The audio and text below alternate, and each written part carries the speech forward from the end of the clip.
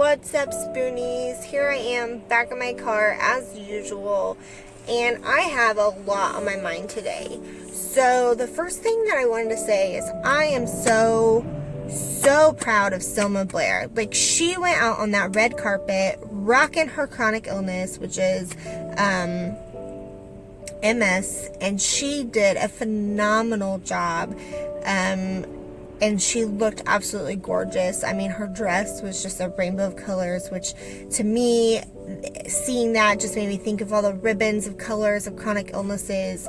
She had her cane that she rocked, and she just looked so powerful. And like, she just, I mean, truly, she looked amazing. And for someone that has a chronic illness and I've lost relationships, especially like yesterday, I was very emotional about me and my brother and my stepfather that raised me, that I have no relationships with any of those people anymore because of my chronic illness and other things that kind of play into it. But a big part of it, I really think, is my chronic illness. People that don't understand it, they don't know how to be there for you.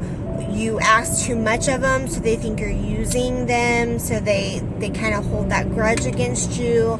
I mean, there's just lots of factors. And so Selma going out on the red carpet looking the way she did and just being so phenomenal, and then having her interview and I mean, just really explaining her side of things. I mean, to have a platform like that, and I know Lady Gaga has also came out with her fibromyalgia and said, look, you know, there's been things that I've had to stop doing because my chronic illness is affecting me.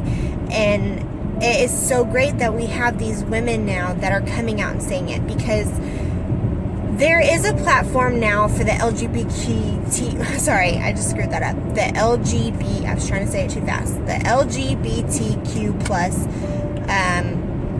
platform. There's plenty of great people out there. You have Gigi Gorgeous. You have, I'm so sorry, I'm spacing Ellen DeGeneres. You have, Shane Dawson. I mean, he is bisexual. He's very open about it. He used to be in a long-term relationship with a female. He's now with a male.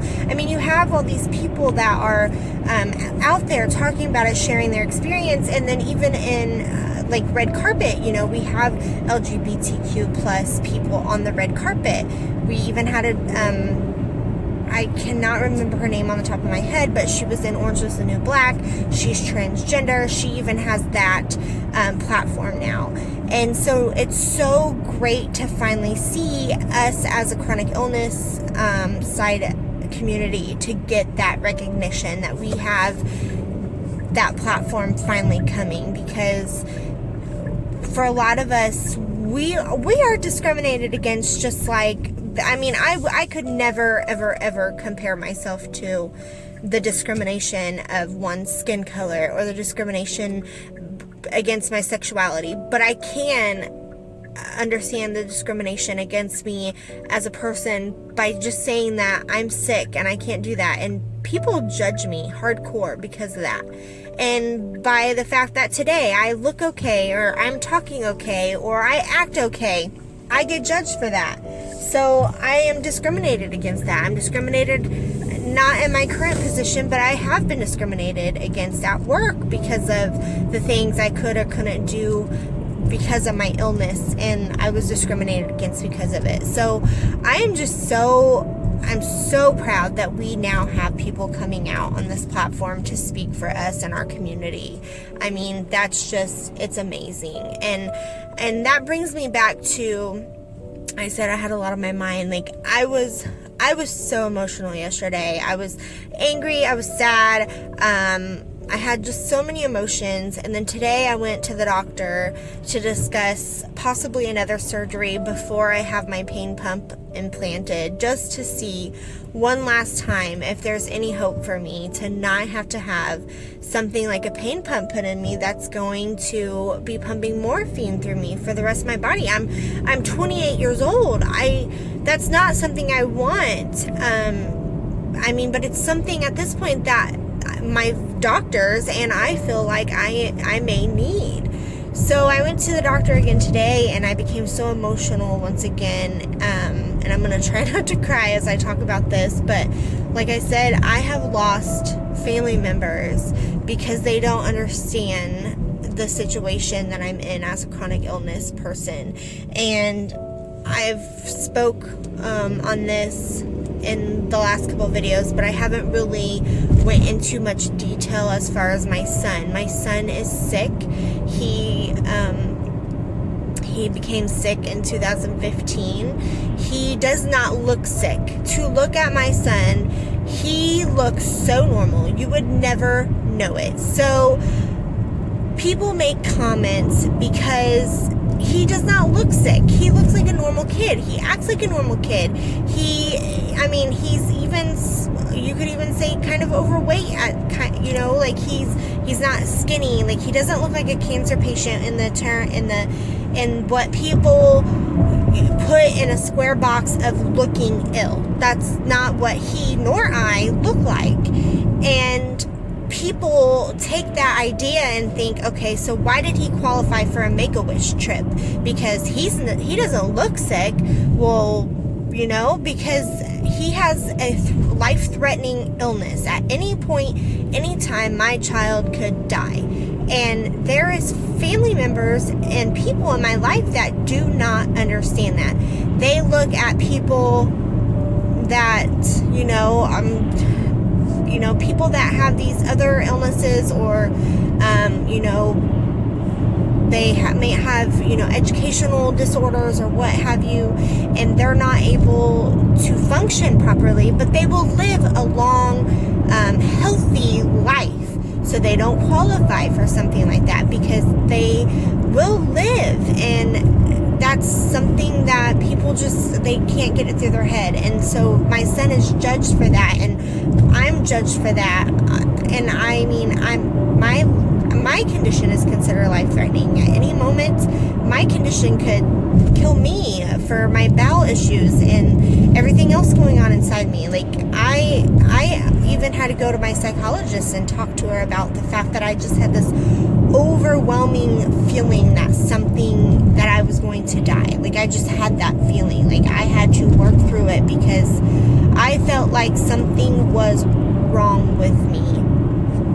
I'm going to put this down and hopefully that'll take up the sunlight. But anyways, it's just, I have had so many emotions. But me and my brother, there was 8 years between us, and I basically kind of felt like a second mom to him. Like, I loved him. I was there for everything. I mean, I loved him as much as I loved my own kids. And then he decided to become angry with me when I had him come spend weekends with us, and I would ask him to keep the kids for me or watch them. Or specifically, the last time he came and seen us was because I asked him to keep the kids while my husband took me to the hospital because I was really ill. And he took that as I only used him to go to, to babysit my kids, which wasn't, it broke me when he ended our relationship. And there's so many situations where I strongly and wholeheartedly believe in family, and I believe that you're there for family no matter what, and you do things for family. So my sister's currently pregnant. My other sister had a baby a year ago, and I have done and been there for them through so many things, and I continuously will be, because that's what family does. They don't have to ask me to babysit. I mean, my sister does. She'll text me like, "Can you babysit?" And I always say yes because I love her, and that's what family's supposed to do. We're supposed to help each other out.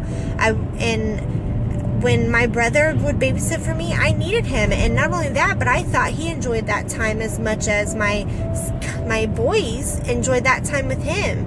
And out of everything that's happened the last year and him not being around, it hurt my kids more than anything. And if any of you are moms out there, you know that as mama bears, if anyone hurts your child, it instantly, it ends that relationship. Like, I was hurt And like yesterday, I was crying and I was still hurt by it. But then I just became mad. And I was so mad because he hurt my children. My children were so hurt for so long. My 5-year-old, at the time he was 4, he would ask over and over and over again, when's Tyler coming to play with us? When's he coming to play with us? When's he coming back? And I eventually just, I was like, I don't know. And I would make excuses. He's busy. He's at school, blah, blah, blah. Well, now I don't do that anymore. And not just for my brother. The same situation for my mom, for my stepdad, for anybody that was in our lives and is no longer in our lives, especially in a moment when we needed them, when my son got sick, when I was sick, through everything. When your family needs you and that's when you decide to step out, like that just blows my mind. Like, I'll never understand how people can be like that, but I'll never be like that when it comes to my sisters. Hopefully we continue to have a great relationship. Even after my brother did me that way, I continuously texted him for a long time, tried to continue a relationship with him. He made it very clear he wanted nothing to do with me, so I stopped texting him. It was just hurting me over and over again, so I was not going to keep doing that to myself. And it's sad, and I hate that that's the way it is for people and situations. And I know I'm not the only one out there that relationships end because of a chronic illness. There are people don't understand it, and it's sad. But I am here now as your community or as your family. You need information, you need someone to be by your side, you need someone to stick up for you. I am here. I am that person. Leave your comments, leave your, what have you down in the comments, and I will. The other night when I made that video, I said like I don't even know how many times. And I am so sorry for that. I think I was just overly tired, and I was making the video late after the kids were in bed, and I just sounded really uneducated and not like I knew, and I don't know. So it was crazy. And I apologize that this video is going to be unedited and crazy and what have you, but I plan on being raw and everything. And like I said, I went to the doctor's today. Sorry my last video cut off, but I just wanted to say that if I say anything that ever offends anyone, please do not take it to heart. I never mean to intentionally offend anyone. I am here trying to build a community of support. I also just want to spread kindness and be kindness, and I hope you can understand where I'm coming from. And with that, I'm going to sign off. Hopefully we can continue to grow as a community, not just my YouTube channel, but if you want to start a YouTube channel sharing your videos, please let me know, because I would gladly watch your videos. I need you as much as hopefully you could use me. Maybe you don't need me, but maybe you can use me to understand and whatever you're going through. So anyways, I'm going to sign off, but I just wanted to say that hopefully I don't offend anyone by what I say in my videos. It's never my intention. And so that's it. I'm signing off, Spoonies.